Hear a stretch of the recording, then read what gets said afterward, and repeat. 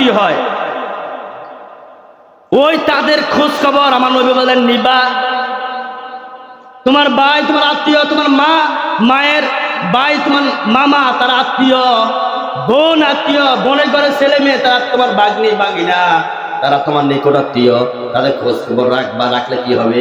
আমার নবী বলেন ফাইন্না সিলাতার রহিমি মাহাব্বাতা ফিল আহলে, যদি তুমি তোমার আত্মীয়ের সাথে সম্পর্ক রাখো তাহলে তারা তোমাকে ভালোবাসবে।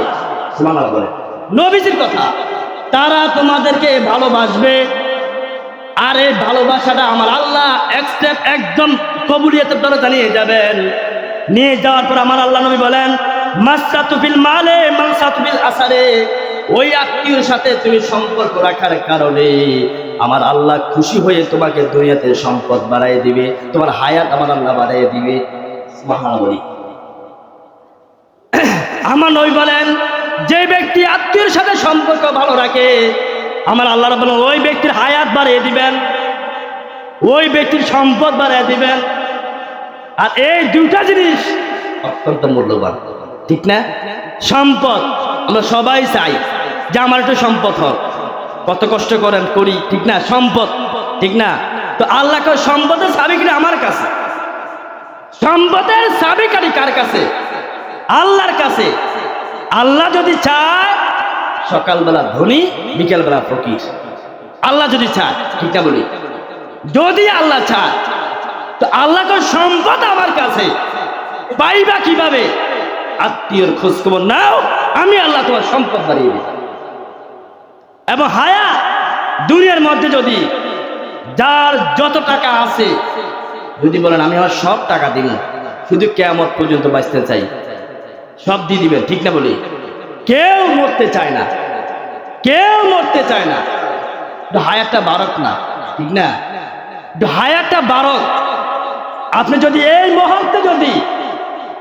এই মুহূর্তে যেমন একজন ডাক্তার একজন রোগী এত মোটা, এমন রোগ ধরছে ডায়াবেটিস, যেটা হলো ভ্যারাইটিস, সব রোগের আক্রমণ। আপনার রোগের মধ্যে শেষ নাই, আপনার স্বাস্থ্য কমাতে হবে। ওই ব্যক্তি যতই খায় স্বাস্থ্য কমে না। ডাক্তার বলল আপনার চিকিৎসা আমার দ্বারা হবে না, আপনার রোগ যে রোগ আপনার অন্য ডাক্তারের কাছে যান, অন্য ডাক্তারের কাছে যান।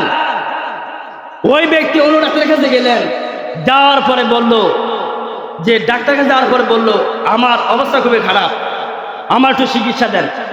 তো ডাক্তার বলল কতক্ষণ ওই রুগীর দিকে তাকাইলেন, তাকাইয়া দেখলেন, এমন পরে বললেন আমি যা দেখলাম, এমন একটা পরীক্ষা দিলেন, দিয়ে বললেন আপনার পরীক্ষা দেখে দেখলাম আপনি আর বাঁচবেন মাত্র 1 মাস। কয় মাস? মানে একটা আইডিয়া করলেন, আইডিয়া যে আপনি এতদিন বাঁচতে পারেন, সম্ভব। একটা আইডিয়া, মানুষ তো মৃত্যু কথা বলতে পারে না, একটা আইডিয়া।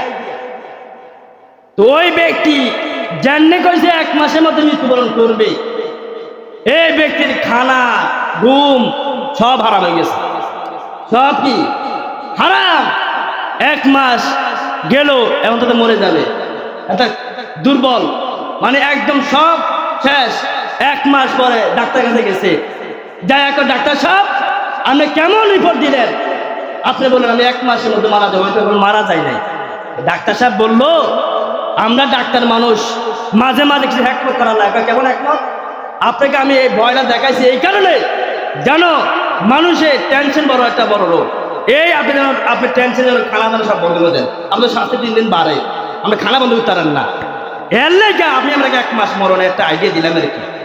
এতে করে আপনার কি হয়েছে? আপনার খানা ঘুম সব শেষ, সব শেষ। আপনি আল্লাহ মুখী হয়ে গেছেন, যেমনি আছেন এমনি থাকেন, আল্লাহ আপনার হায়াত বাড়াই দিবে। সুবহানাল্লাহ। ডাক্তারের টেকনিক করাইছে। এখন এই মতে যদি আপনাকে বলেন আপনার মৃত্যু যদি আল্লাহ আপনাকে কোনো আলহামদুলিল্লাহ যে এ বান্দা তুই অমুক সময় মারা যাবি, দেখবেন আমরা করোনার সময় আমরা করোনাতে বাঁচার জন্য কত রকম করছি, ঠিক না? এই জন্য মৃত্যুটা মানুষ হবে। আমার আল্লাহ রাব্বুল আলামিন বলেছেন, নবী বলেছেন যদি তোমরা হায়াত বাড়াতে চাও আত্মীয়র সাথে সদাচরণ করো, আল্লাহ তাআলা হায়াত বাড়িয়ে দিবে। সুবহানাল্লাহ। আল্লাহ তাআলা হায়াত বাড়িয়ে দিবে এবং রিজিক বাড়িয়ে দিবে। এখন দেখবেন আত্মীয়ের মধ্যে যারা বোন আছে, বোন, আমরা অনেক সময় বোনের হক তো দেই না, আছে না? বোনের আত্মনাদ, যে বোন যদি আল্লাহর কাছে একবার যদি বলে আল্লাহ আমি আমার ভাইয়ের প্রতি অসন্তুষ্ট, আল্লাহি মনে রাখেন, লিখে রাখেন, আল্লাহর কোরআন সাক্ষী, নবীর হাদিস সাক্ষী, আপনার জীবন ধ্বংস হয়ে যাবে, দুনিয়া শেষ, আখিরাত শেষ।